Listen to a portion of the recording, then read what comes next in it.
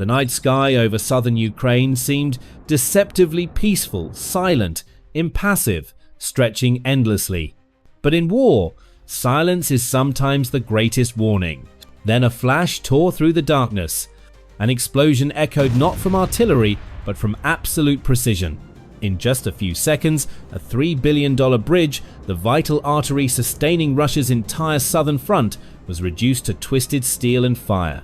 And the most astonishing thing, the weapon that caused it was not a hypersonic missile, not a stealth jet, but a smart bomb costing only $30,000, dropped from a 30-year-old MiG-29. In that moment, the rulebook of modern warfare was rewritten. Technology turned the old into an advantage, transformed low cost into a weapon, and converted creativity into deterrence. But how could an aging aircraft bring a superpower to its knees with a single strike? Don't look away, because what happens next will make you understand. In this era, ingenuity is stronger than might. Before the sky lit up that night, the war in southern Ukraine was entering a stalemate. Russia relied on a massive logistics network running from the Dnipro region through Zaporizhzhia, along the Karachukha River, and heading straight down to Crimea, a region considered an impenetrable fortress. Every day, hundreds of convoys, fuel tankers, and military rail cars crossed that bridge. It was more than infrastructure, it was the single artery sustaining the entire southern front. But Ukraine understood a key truth. In modern warfare, the strongest is not the one who shoots more, but the one who spends smarter. When Russia had to use multi-million-dollar air defense systems to intercept UAVs costing only a few thousand, when the cost of defense increasingly surpassed the cost of offense, the balance of power began to tip. That is the paradox of cost-efficient warfare, a battle where budget, software, and time become weapons no less dangerous than missiles. Ukraine did not need to confront them with quantity or power, they needed a strike that was strategically expensive but financially cheap. One blow that could cause Russia's entire supply chain to collapse like a domino effect. And when all the data was ready, radar logs, bridge crossing times, shipping frequency, they waited for a single moment. The instant the sky opened up for a few brief minutes, and an aging MiG-29 would do the unthinkable. But to turn that idea into reality, Ukraine needed a special weapon, an intelligence with wings called the JDAM-ER. This story doesn't begin in the sky, but in a small technical room where Ukrainians without military rank were quietly rewriting the rules of war. They lacked massive budgets and modern factories, but they possessed something every superpower fears: ingenuity and software. They transformed an outdated weapon into a modern strike, the MiG-29 carrying the JDAM-ER, the low-cost bomb capable of altering the entire front line. The JDAM-ER, which stands for Joint Direct Attack Munition Extended Range, is essentially just a guidance kit added to a conventional bomb. It doesn't create a bigger explosion, it just makes the explosion more accurate. When fitted with glider wings and a GPS receiver, it turns a free-falling bomb into a weapon that can fly for tens of kilometers before hitting its target. The extended range version received by Ukraine can glide over 70 kilometers, meaning the aircraft does not need to approach the combat zone too closely, a critical advantage when facing Russian air defense systems. And its cost is only about $30,000, hundreds of times cheaper than the damage it can inflict. But the JDAM-ER is only half the story. The other half lies with the MiG-29, a Soviet-designed aircraft from the 1982, seemingly obsolete in the age of stealth fighters.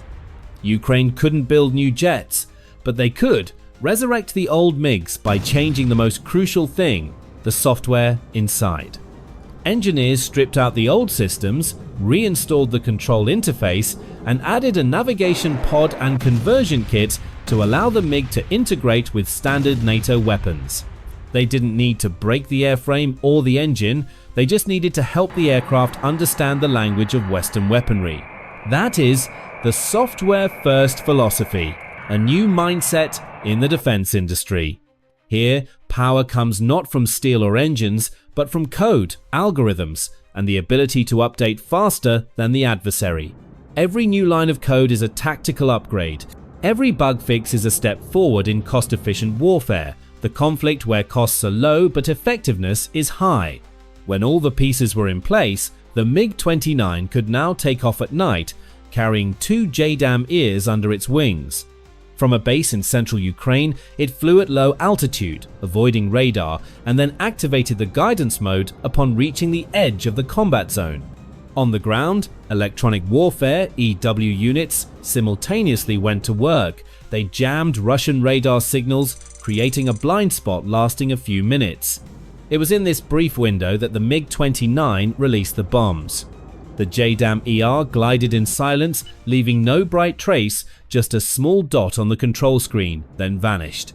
A few dozen seconds later, the reconnaissance UAV camera recorded the flash over the Karachukra bridge.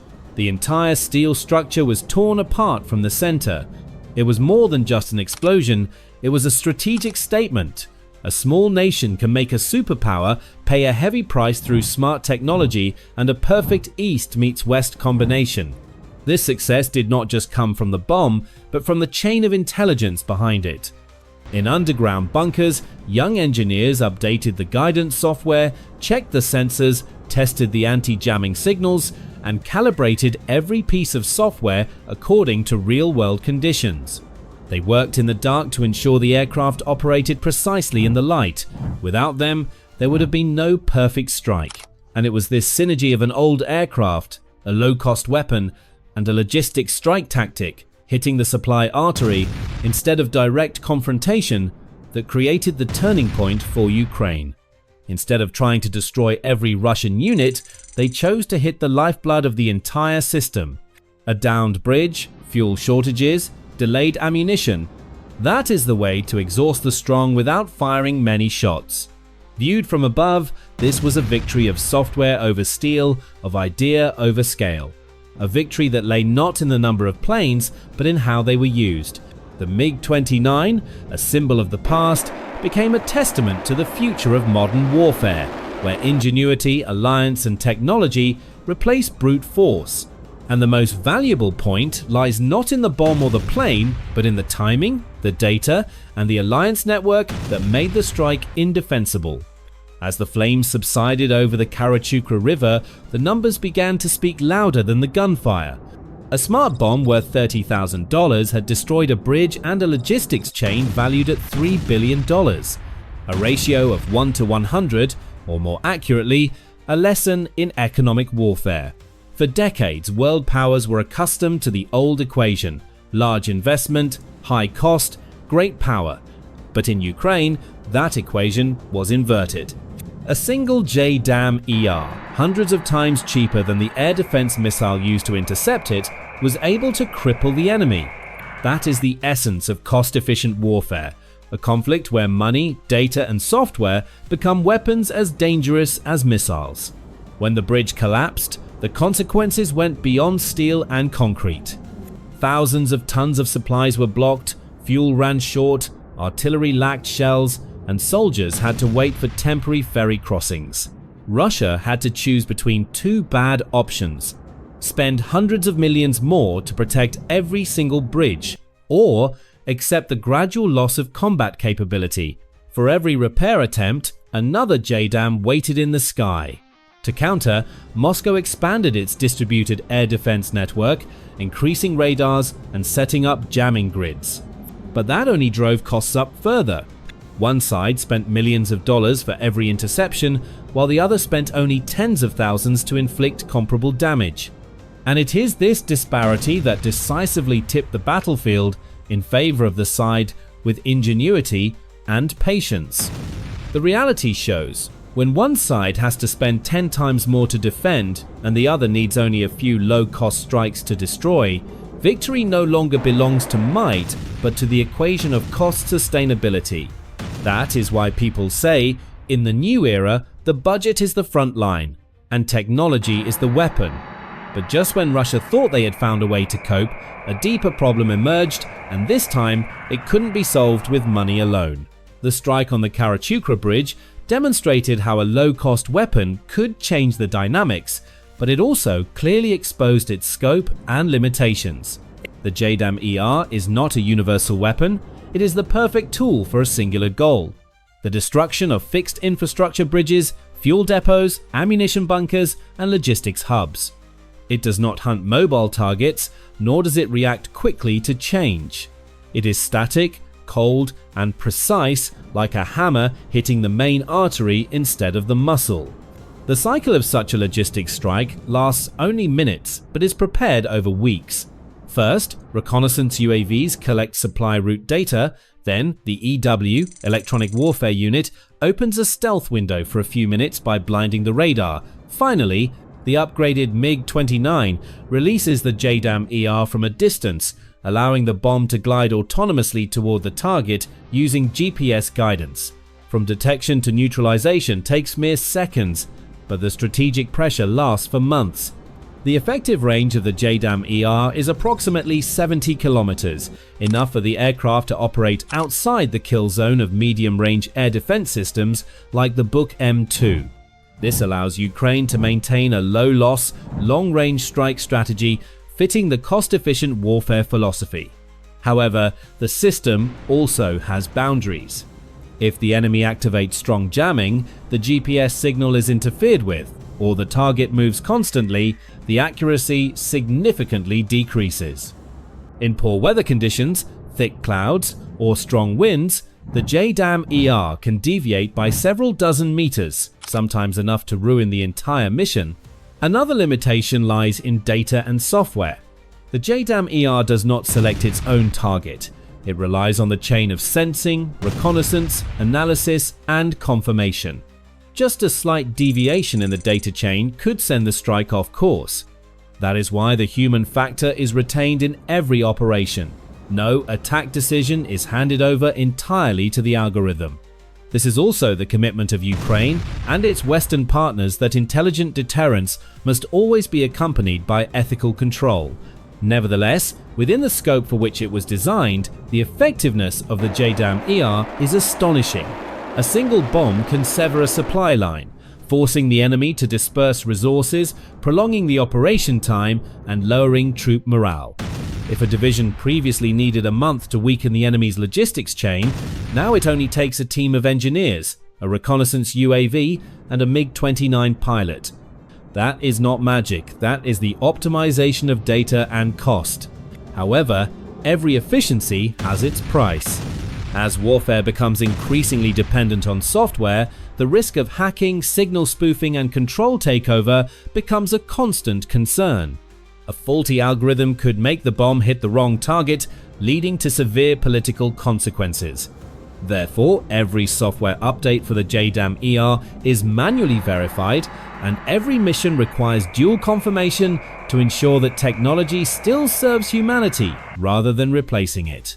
The Karachukra strike proved the power of cheap weapons, but at the same time reminded us that all technology has limits. The boundary between effectiveness and risk, between automation and control, between victory and consequence. And it is from this boundary that the hardest question arises: will humanity be wise enough to use artificial intelligence and low-cost weaponry as tools for peace, or will they turn them into the fuse for a new arms race? When cheap and precise technology becomes a strategic weapon like the JDAM-ER dropped from the Ukrainian MiG-29, the question is, no longer can we do this. But should we do this, and how can we do it responsibly? That is the ethical branch of every military revolution. Operational effectiveness must always be balanced with legal accountability, transparency, and human control. Firstly, technical security.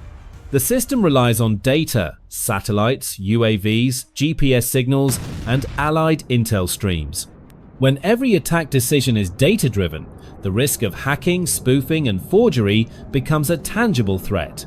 A wrong command, a deceived signal, could cause a smart bomb to miss its target, or worse, cause unforeseen political consequences.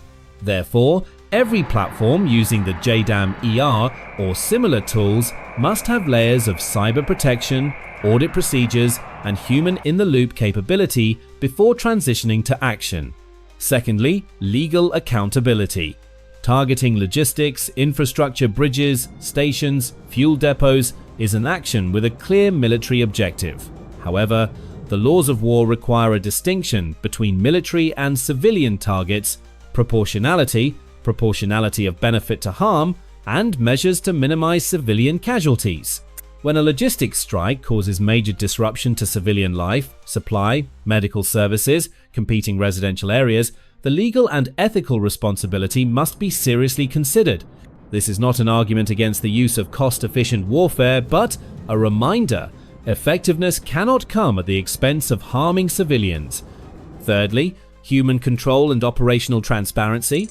Modern guidance systems and electronic warfare can make recommendations faster than humans, but the final decision must be maintained within the control of a competent commander.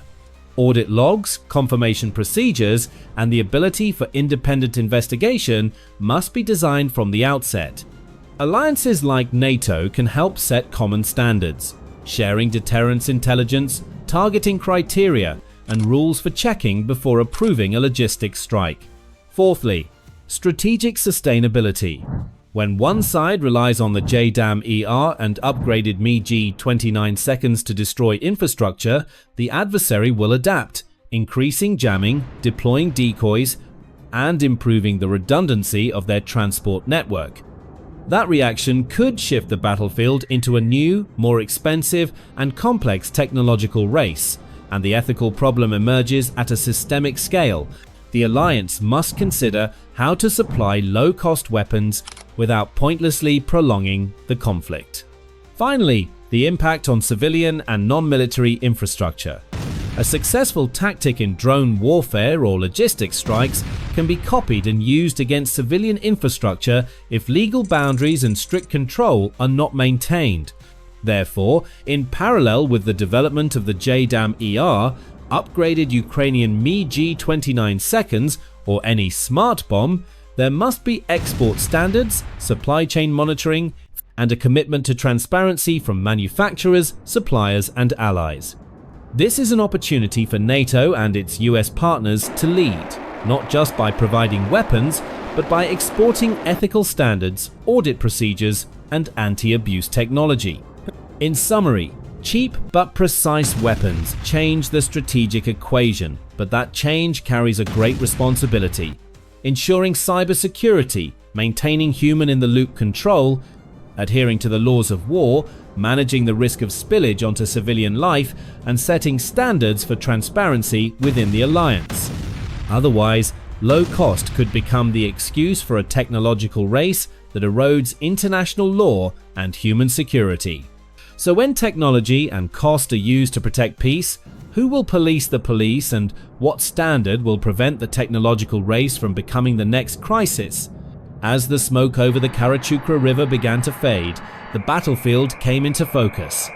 This was no longer the story of a single explosion, it was a turning point in military thinking. A precise logistics strike, carried out by an upgraded Ukrainian MiG-29 armed with a JDAM-ER, revealed a new reality. Cost and data now dictate the rhythm of war. That is the essence of cost-efficient warfare, using less, but striking with precision to make the stronger side pay more. The chain reaction was clear. Bridge-destroyed convoys, halted fuel depots, isolated artillery shells dwindling by the day. Repeated often enough, quantity lost its meaning against the advantage of sensors, software, and allied coordination. Drone warfare and aerial reconnaissance created new challenges for defense. Distributed air defense was no longer optional but essential to counter low-cost, high-impact attacks. The future of defense will not be an endless race of armor and firepower, it will be a race of software and data.